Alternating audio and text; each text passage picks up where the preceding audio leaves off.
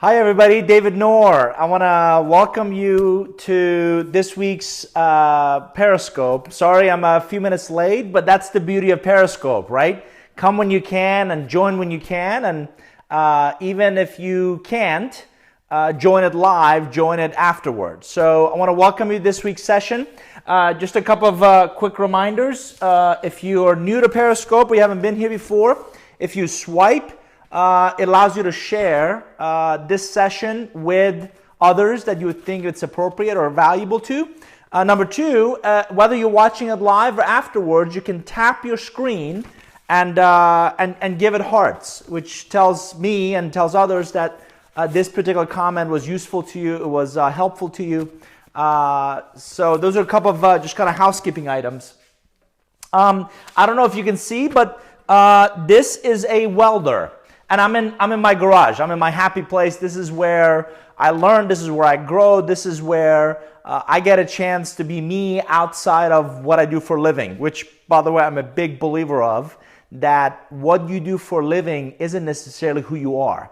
So this is a really good chance for me to get away from my desk and email and all that stuff and really focus on another part of my life beyond family and kids and that I'm passionate about.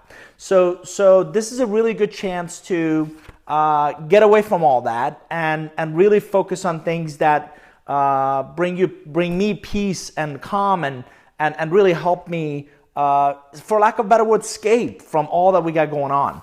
And I'm a big believer that we all need that, right?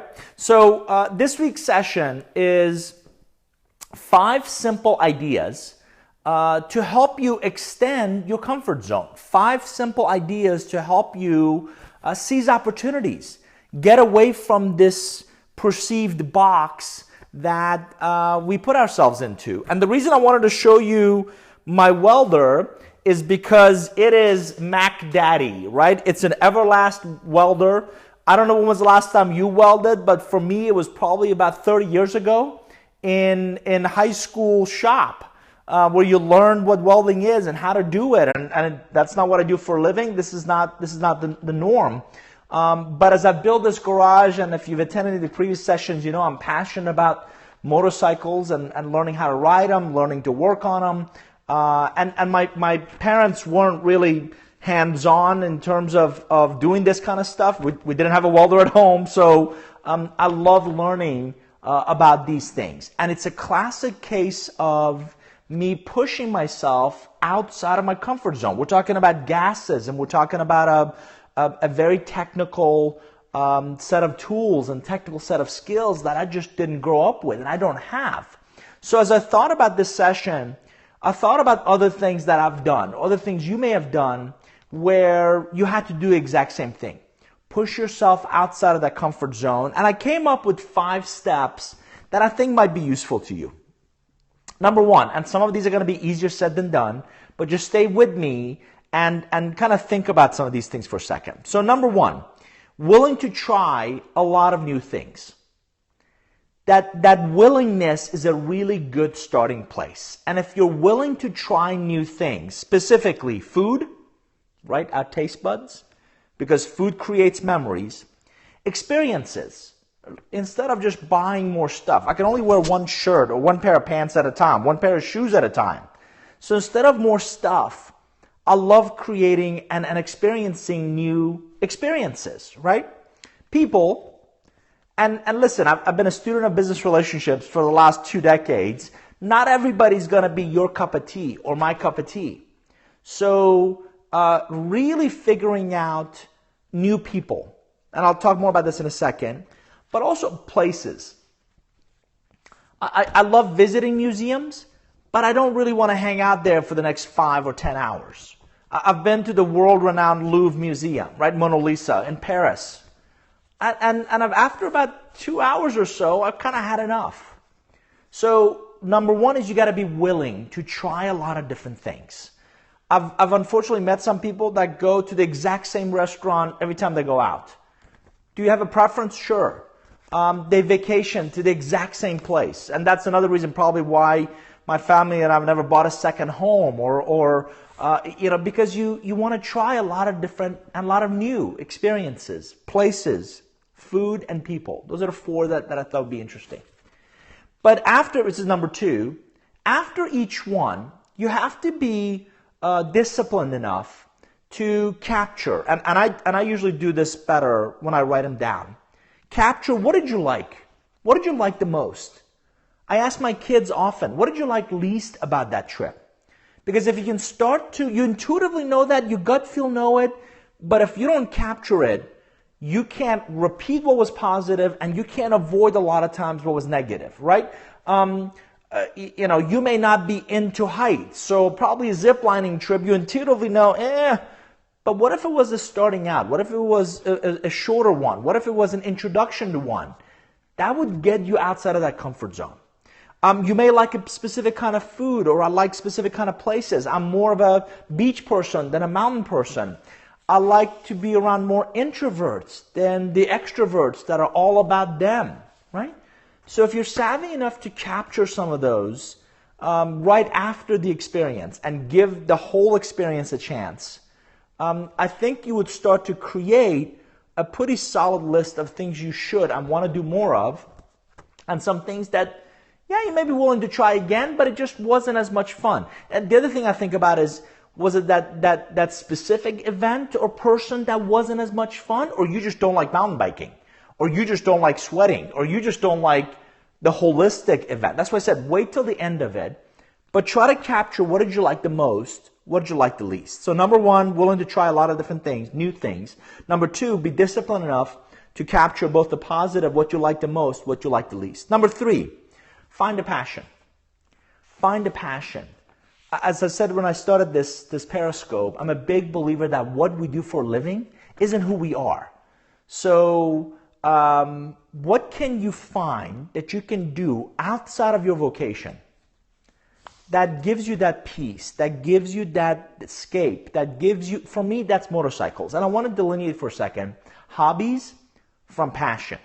Hobbies fill your time. Passions make them. So find something that, and I'm talking beyond our family and friends, something that you're passionate about. To some people, it's rock climbing. To others, it's dancing. To others, it's, again, find what brings you joy. And you're only going to get that from trying new things, right? If you really, again, my wife and kids bought me a 49cc scooter for Father's Day 5-6 years ago. And once I got that thing, and once I got on it, and I really felt that sense of freedom most people do when they get on two wheels. And the lifelong learner I've been, I said, I want to learn more. So I went to a bunch of classes, and I bought my first bike, and worked with a client and got another bike, and worked with a buddy, and I got a really fast bike that wants to kill you every time you get on it. And then I went to a track, and then I went off-road, then off-road schools. And so by trying a lot of different things, you figure out what you like and what you don't like. And investing that time and effort really allows that experience to kind of soak in and say, yeah, that was an expensive restaurant, expensive meal. I'm just not sure French food or Thai food is for me. So it's really important to figure out what works and what doesn't for you. Let me.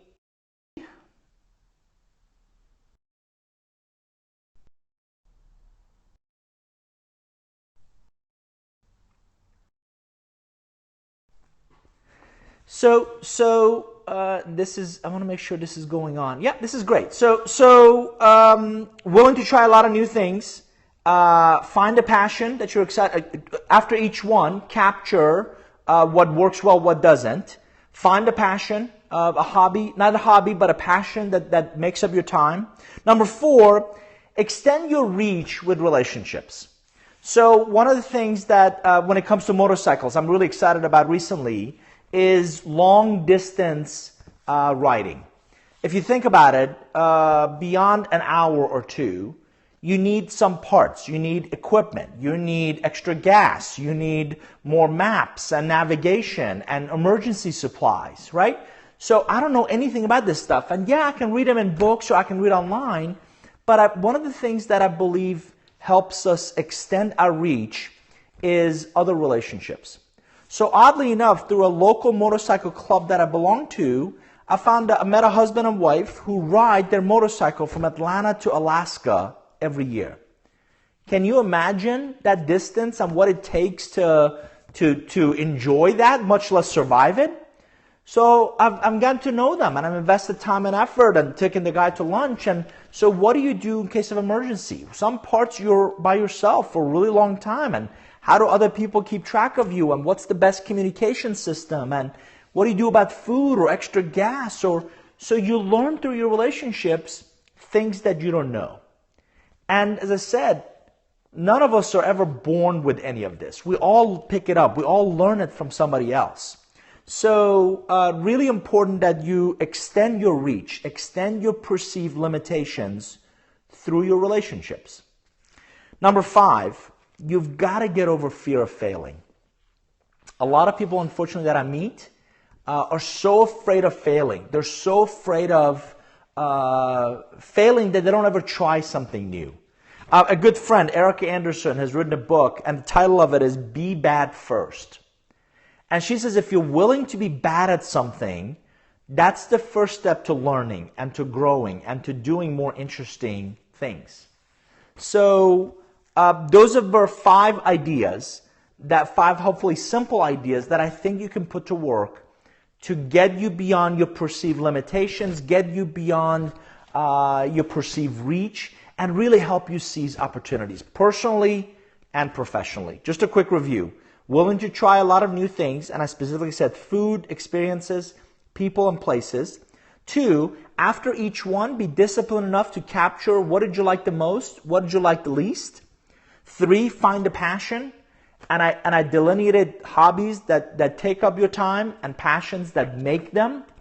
4, extend your reach through your relationships.